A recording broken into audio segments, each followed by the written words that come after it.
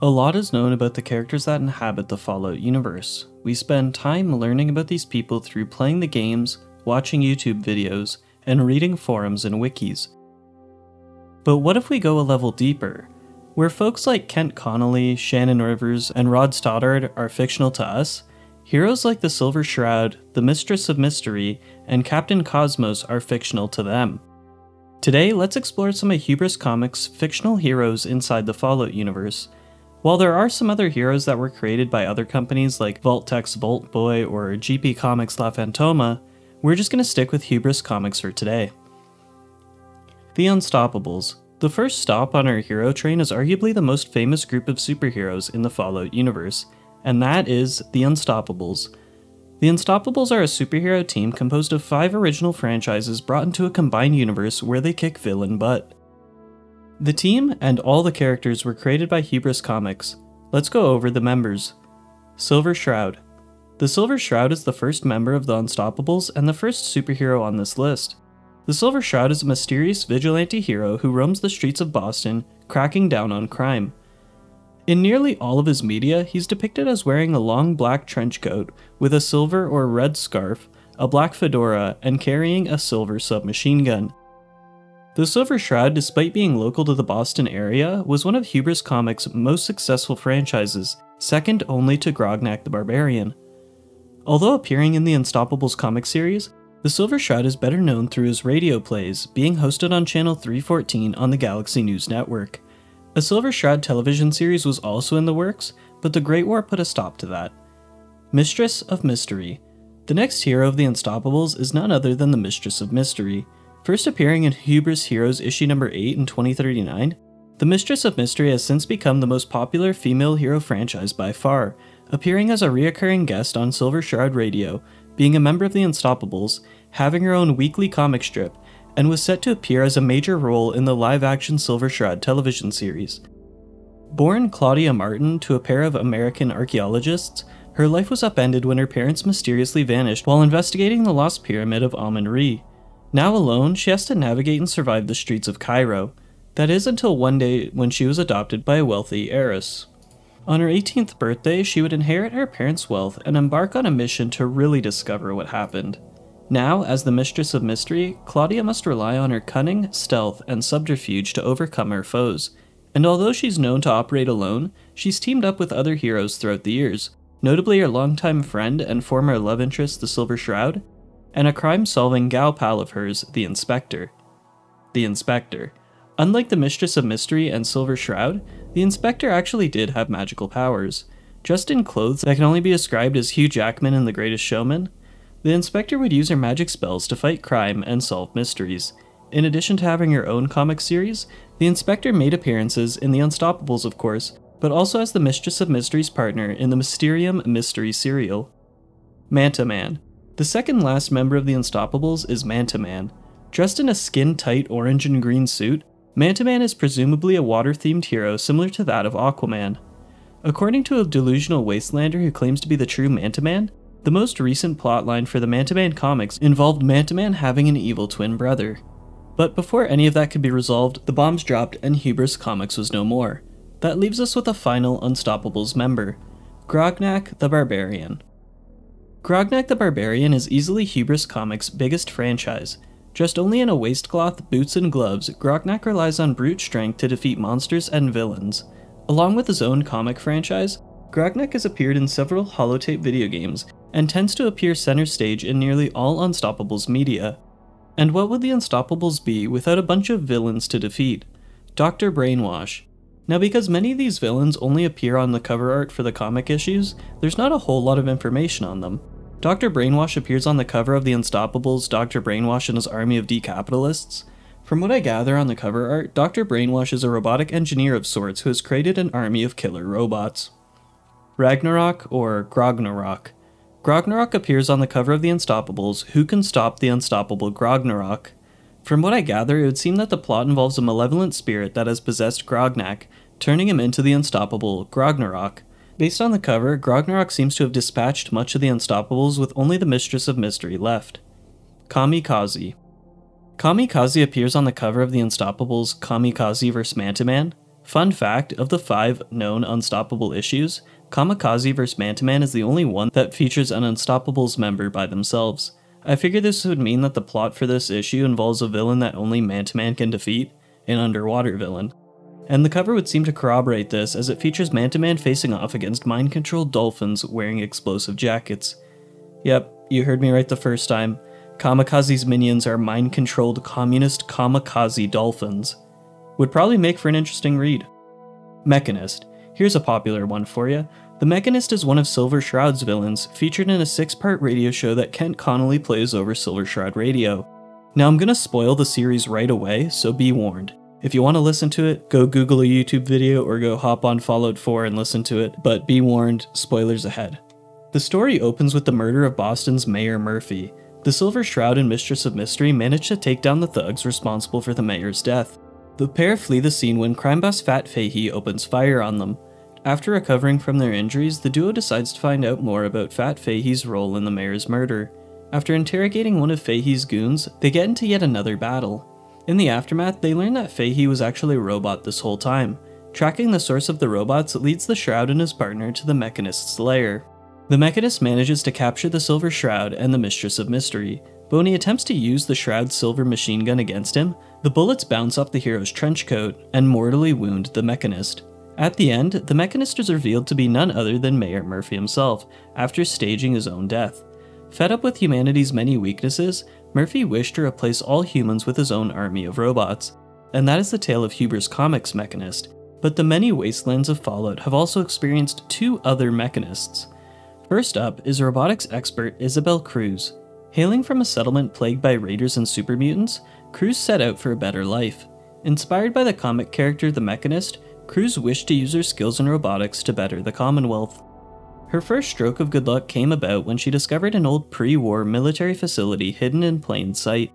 Using its factory machines, Cruz set about constructing several robotic allies to put a stop to the raiding and pillaging that was ever so common in the Commonwealth.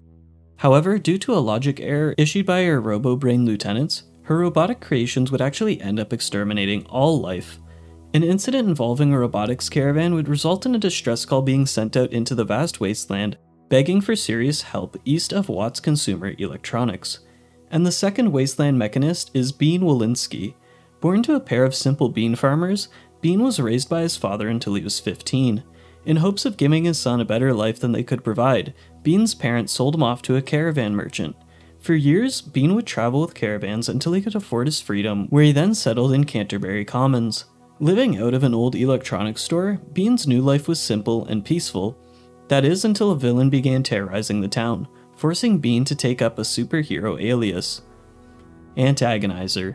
Appearing in the comic Grognak and the Ants of Agony, the Antagonizer was meant to be a tragic tale of an orphan girl that was raised by ants who slowly grew a bitter hatred towards humanity. However, according to one fan, it would seem that the writer of the comic, Mr. Neptura, wrote the character poorly, essentially summing her up to a 2-dimensional villain with a futile and pointless grudge against mankind. Her subtle undertones of lost humanity and innocence were replaced with cliché mustache-twirling dialogue. But that was only one pre-war fan's opinion, and another fan, this one living in the capital wasteland, loved the Antagonizer, maybe a bit too much even. Tanya Kristoff was the daughter of caravanners and a fan of comic books. One day, in a series of tragic events, her parents were killed by a giant ant attack. Disturbed by the attacks and simultaneously inspired by her old comic books, Tanya took up the moniker of the Antagonizer, a famous supervillain that was once defeated by Grognak the Barbarian. Now in command of an ant army, the Antagonizer takes to the streets of Canterbury Commons, harassing its 5 residents. The Diabolicals, one of the 2 Unstoppables board games, is called The Unstoppables vs. the Diabolicals. The Diabolicals are made up of 3 supervillains: Samurai, a samurai cyclops, I am honor-bound to destroy you; Pyramind, a psychic mummy, by the eye of Ra, kneel before me; and Cataracts, an abomination in a spacesuit, I'll darken your world. Grellock. Grellock was a reoccurring villain in the Grognak comics. He was a powerful sorcerer and lich, serving as the primary antagonist in the holotape video games Reign of Grellock and Grognak and the Ruby Ruins. Femora. A couple quick ones here. Femora was one of Grognak's villains. The pair shared an enemies to lovers arc, or lovers to enemies, who knows. She's likely some superhuman hero like her real-world inspiration, She-Ra. Mansourian. The Mansourian is another Grognak villain appearing in the comic Revenge of the Mansourian, likely some human-reptile combination. Masterdonald. Masterdonald is yet another Grognak villain. In one issue of Grognak the Barbarian, he teams up with the next villain to fight Grognak. He's like a mastodon-human hybrid. Skullpocalypse. Skullpocalypse is a Grognak villain. He and Masterdonald were supposed to team up to fight Grognak together. Probably some Horseman of the Apocalypse type villain guy. And I'll just go over some quick Grognak villains that appear on the covers of the comics. There's some trickster satyr guy, a horde of bat babies, the Corsair Queen, some demon dude, Malo, War Maiden of Mars, a sort of werewolf tiger gladiator guy, a pair of snow nymphs, and some sort of Snallygaster type beast. And I believe that's it for the Unstoppables extended universe. Onto another similarly large hero-verse. The Adventures of Captain Cosmos. Now that we've finished with superheroes, let's move on to sci-fi heroes. This is the Adventures of Captain Cosmos.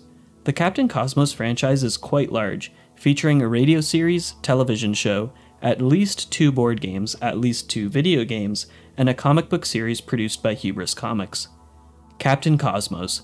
Taking center stage and all that is the titular Captain Cosmos. Captain of his own spacefaring fleet, Cosmos would explore the unknown galaxy, kicking butt along the way. Did you know that Captain Cosmos was the best-selling Halloween costume? Also, the character had such a massive draw that it appeared in a Thanksgiving crossover episode with the Silver Shroud, titled The Silver Shroud vs. Captain Cosmos.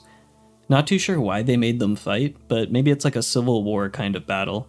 Jangles the Moon Monkey. Next up is the equally important Jangles the Moon Monkey. Touted as Cosmos' trusty sidekick, the pair travel space and kick butt together. He even had his own commercially successful plush toy. Stella Skyfire. But before there was Jangles the Moon Monkey, there was Stella Skyfire. Stella initially appeared as Captain Cosmos' second-in-command for the first few episodes of the TV show before being relegated to the Captain's weapons specialist in Season 2. The Jester. The Jester is only mentioned once, and that is in the Fallout 3 official game guide. Now, because it's a game guide, it's technically non-canon, but he's mentioned in such a throwaway fashion that I would personally feel bad if I excluded him. So, in the Fallout 3 game guide, they did this cool thing where they made a bunch of prefabricated Lone Wanderers that you could copy for your own game, and they were quite silly too. There was Nostradamus, Mavis Quackenbush, and Bob, last name withheld. Well, the Jester is mentioned in the bio for a character named Porkchops the Fish Lady. The part of note reads, I checked out Hubris Comics and gave myself a makeover based on that nemesis of Captain Cosmos, the Jester. I was no longer a fish-necked weirdo with a terrible and expensive gun. I was a green-haired psycho with A321's plasma rifle. So, the Jester is supposedly Captain Cosmos' nemesis, at least according to Porkchops the Fish Lady in the Fallout 3 game guide. Dr. Zorbo. Zorbo, or Dr. Zorbo, is one antagonist of Captain Cosmos and his team. He's primarily featured in the Legendary Run board game alongside Jangles and Cosmos. Made by the Don't Be Bored Games company, you and others would race across the galaxy completing challenges and trying to get to the end before Zorbo. In the actual game, Fallout 76, the Legendary Run served as the game's first official season and reward track. Completing certain challenges in the game provided score, which moved your piece across the board, unlocking cosmetics and rewards for your character. It's quite meta, it's a board game in-universe and a reward track for Fallout 76. We've got a bunch of Captain Cosmos villains that appear as player icons in Fallout 76. I'll just quick-fire a bunch off.